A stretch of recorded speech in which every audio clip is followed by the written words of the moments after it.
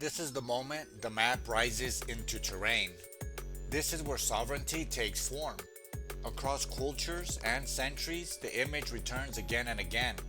The city on the height, the boundary on the skin, the luminous center of awareness, a place of watchfulness, a place of order, a place from which the whole land may be seen without distortion. Long before it became metaphor, the city was the strategy. Whoever held the high ground governed the flow below. Long before skin was studied as physiology, it was known as threshold, the porous line between inner and outer. The wisdom traditions do not borrow these images casually. They use them precisely. What is being named is not stone and wall, nor flesh and surface alone, but consciousness itself. The mind, when integrated, attentive, and undivided, is the true high place. The body, when inhabited consciously, signals attended, and boundaries respected, is the living terrain. Together, they form the inner kingdom, and they have been misplaced. Within the Gospel of Thomas, a non-canonical sayings collection attributed to Didymus Judas Thomas, preserved within early Syrian and later Coptic Christian communities, and discovered at Nag Hammadi, the Rabbi Yeshua of Nazareth, the Hebrew teacher from Galilee, speaks with striking clarity about this forgotten geography. If those who lead say, "Look, the kingdom is in the sky," then the birds of the sky will proceed. If they say, "It is in the sea," then the fish will proceed. Rather, the kingdom is inside and it is outside. This is the Gospel of Thomas, saying number 3, a Coptic Christian tradition. This is not poetic abstraction. It is a surgical correction. Within Second Temple Judaism, the Hebrew spiritual world in which the Nazarene rabbi lived, the kingdom of heaven, Malkuth Hashamayim, referred to divine order, rightful authority, and the alignment of life with truth. It was not primarily a location. It was a condition of rule, a way reality organized itself when coherence prevailed.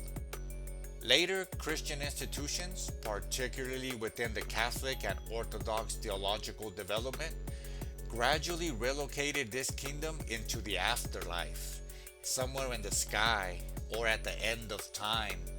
But the earlier saying dismantles that displacement entirely. Sky and sea are named deliberately. They represent realms already occupied by birds and fish, by instinct and reflex, by forces that move without reflective awareness. When the kingdom is projected upward or outward, scattered thought and unexamined emotion arrive first. The instruction is not to ascend or descend, but to return. The kingdom is inside and outside. Consciousness as center, reality as field.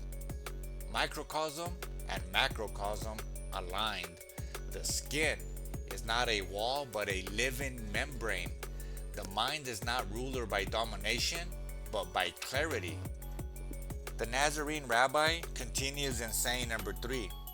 He says, "When we know ourselves, then we are known, and we realize that we are children of the living Father.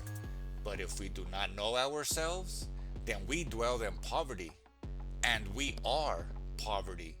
Poverty here is not a lack of coin or bread. Poverty is disconnection from internal signals, from the wisdom of the body. When awareness of breath and sensation is severed, when the signals of hunger, rest, and joy are ignored, then poverty reigns. This radical redefinition unsettled both empire and institution. The Roman Empire measured poverty in tribute. The Pharisees, teachers, measured righteousness in adherence to law, but the Nazarene measured poverty in disconnection from the living body, from the inner kingdom. This theme is reinforced by another saying from the same Thomasine tradition. A city being built on a high mountain and fortified cannot fall, nor can it be hidden. Gospel of Thomas, saying number 32. This city is not a metaphor for institutions. It is a description of an inner state. A fortified mind does not mean a rigid one. It means a coherent one. Awareness strengthens its walls. Attention mans its gates. Discernment becomes its watchtower. Such a city does not collapse because it is not divided against itself. The Hebrew scriptures understood this deeply.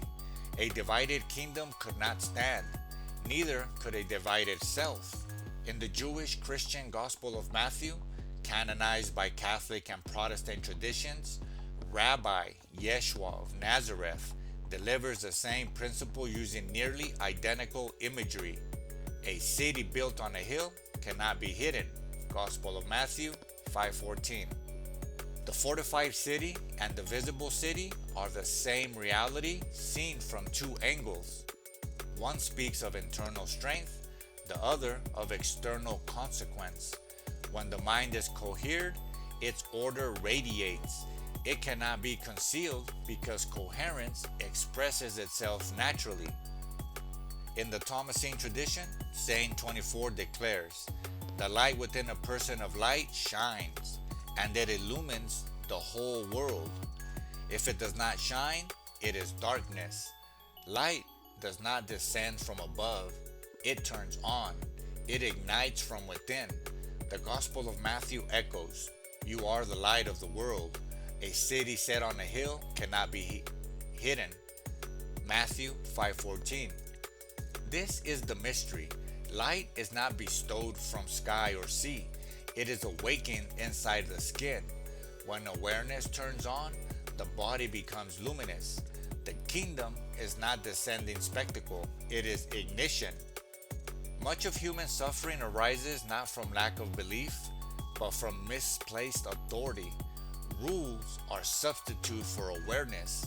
External laws replace internal order. Systems are asked to do what only consciousness can accomplish. The high ground is abandoned, and governance is handed to habit, impulse, and inherited fear. In this condition, thought becomes scattered like birds. Emotion becomes reactive like fish. Perception moves without coordination. The city remains unbuilt. The Nazarene rabbi's instruction is not to overthrow the world, but to establish rule where rule belongs. The mind, aligned with truth, grounded in the body, animated by breath, becomes the seat of sovereignty. This does not mean withdrawal from life, it means presence within it. The fortified city does not hide from the valley, it oversees it. The skin does not sever us from the world, it connects us to it. Breath and pulse are not private possessions, they are exchanged with the cosmos. The kingdom is inside the skin. The fortified city is the mind cohered. Identity is not imposed by empire, but awakened by awareness. Boundaries are porous, inner and outer interpretate. Poverty is disconnection from internal signals. Light does not descend, it turns on. This is the teaching of the Nazarene rabbi, preserved in Catholic canon and in the Coptic Gospel of Thomas. It is the wisdom of inhabiting the body consciously, of recognizing that the kingdom is not a spectacle, but presence. When awareness governs, the city stands. When attention wanders, the city fragments. When sovereignty is reclaimed, the kingdom becomes visible without effort. A city on a hill does not argue for its existence, it stands.